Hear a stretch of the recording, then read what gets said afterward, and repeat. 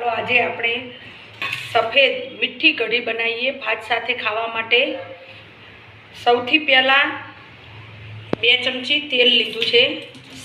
તેની અંદર સૌથી પહેલાં મેથીનો આપણે વઘાર કરવાનો છે।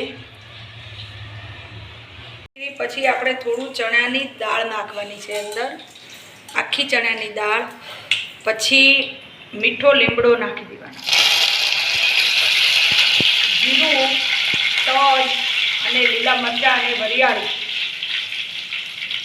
એટલો મસાલો નાખી હલાવી અને થોડું પાણી ઉમેરવાનું છે, જેના લીધે આ બધા જે ખડા મસાલા છે એ બધા પાણીની અંદર સરસ મજાના ચડી જશે। એની અંદર 1 ચમચી મીઠું નાખવાનું છે, 1 ચમચી મીઠું નાખી દીધું।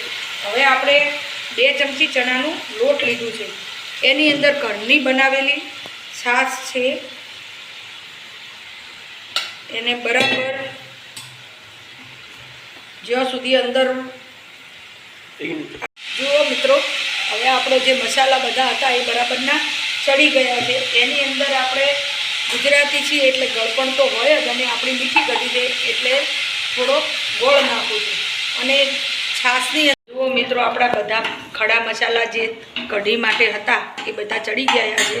હવે જે આપણે છાશની અંદર 2 ચમચી ચણાનો લોટ ઓગાળી તો એ આપણે અંદર નાખી